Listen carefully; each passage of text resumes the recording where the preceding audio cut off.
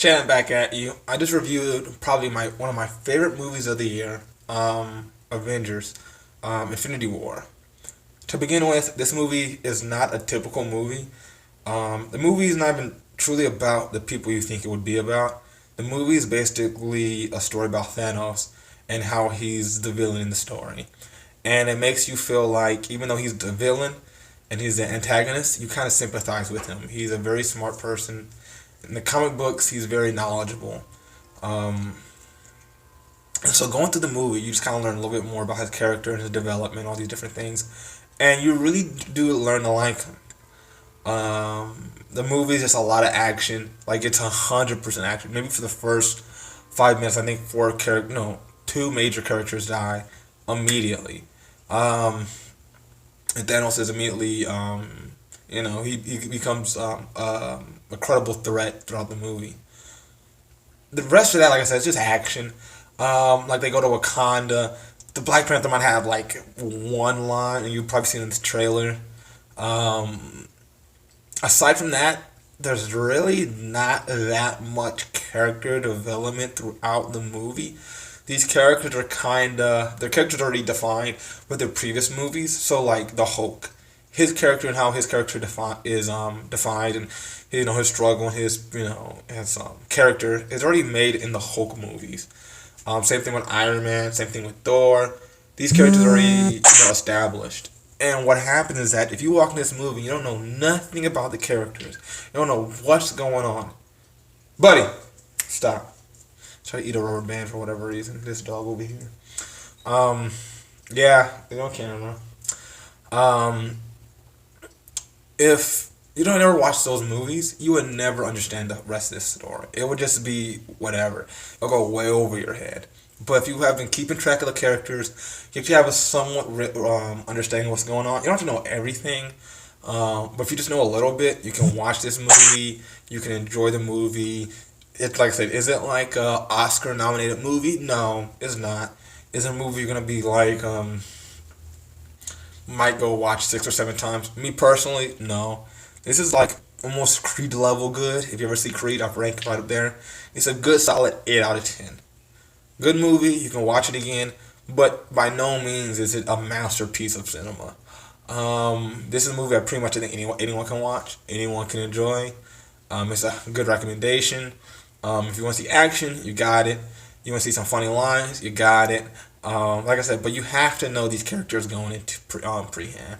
It's kind of like the Disaster Artist movie. I'm sorry, the Disaster Artist is a movie made by Seth Rogen and his friends, and they're basically doing a parody of not even much of a parody, but like a joke piece that's actually a true story over the movie The Room by Timmy Wiseau.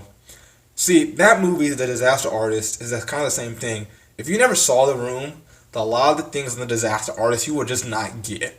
It's still a funny movie by no stretch of the imagination. It's not a bad movie, but a lot of the charm in the movie you have to know. You have to watch The Room. Like you really have to watch The Room before you watch The Disaster Artist, and that's kind of the same way here. If you don't watch at least Iron Man 1, Thor 1, or Guardians of the Galaxy 2, you don't know what's going on. You don't know why they're there. You don't know why he has this, and it's not that interesting. Um, I failed to mention, aside from being a Thanos movie, who is the main villain, the movie actually talks a lot about Thor and his struggle. In the movie, you kind of realize that Thor is kind of a tragic character. A lot of his family members actually died throughout the movie. His sister died. Odin's dead. His brother's missing. I'm not gonna get into spoilers. And it's very good. It make you feel for him as a character. He in the first movie he was just this white guy with blonde hair. He's a stuck-up brat, and now he's actually established himself as a full character. And when Thor starts fighting Thanos in the movie, you're like, yes, yes. But that's about it. There's nothing much to say about the movie. The movie is extremely long, but it will blow straight through. You will never once be like, oh my god. No, it's not one of those. There's so much going on. It's like a head spin of the movie, and by the time it's over, and FYI, the movie ends like showing that there's gonna be a next movie. This is part one of probably a two-parter. Um, so don't expect it to be like a hard cut conclusion of the whole storyline. No, no, no, no, no. It's kind of like more of a it's gonna be more like a trilogy. Think about Civil War, um, this, and then think about the next part. I think after when they're all said and done, there are gonna be five Avenger movies. The original one, Age of Ultron, Civil War, Infinity War, and whatever. And like I said, all the movies are very good. None of them are exceptional. None of them are mind blowing. But in the field of comic book movies, Marvel has done a great job of making these movies serious. They made the characters lovable and likable. They made them popular, which is unheard of. They made a cinematic universe of all these characters that 20 years ago you couldn't even believe that you had talking raccoons on television or movies and you'd be taking them seriously. Like, people are taking this stuff very well seriously, and you have to commend Marvel on doing that. They've done an excellent job. They set these things out over a decade in the making, knowing that this was going to be their pinnacle and this is what they're trying to achieve, and they did. I mean, right now they're probably breaking almost all the global box office records. I mean, it's they're making great movies. Last thing I want to say before I end this video, I feel like DC needs to stop. Everyone in DC needs to stop. What y'all have done with DC is unbelievably wrong to the characters. First of all, almost none of y'all understand the characters at all. Superman is not Superman. Batman isn't really Batman. Wonder Woman is okay, but DeGo is a terrible actor. Like, she's a pretty woman from Fast and the Furious. She should never be a A-list actor. During Justice League, there were some lines she was saying in the movie, and I will literally just... Like, did y'all not see this good lady act? Like, y'all didn't think of do another take? Like, really? She plays behind her accent, but her accent's not an excuse for her bad acting in the movie. If you watch Wonder Woman in the DC movies, you completely understand what I'm talking about. I'm not talking about her natural accent. I'm talking about the accent of Wonder Woman. The Flash is just a comedy character from like a different movie. Cyborg is just a mishap of CGI nonsense. I mean, like, they did a terrible, terrible job of introducing characters. They don't make any of the characters super likable. Everyone's super grim and dark. And of course, Batman's supposed to be grim and dark, but you can make him, interesting. Look at Batman of the Dark Knight. Get that kind of Batman. Put him with Superman. You have an interesting, compelling story.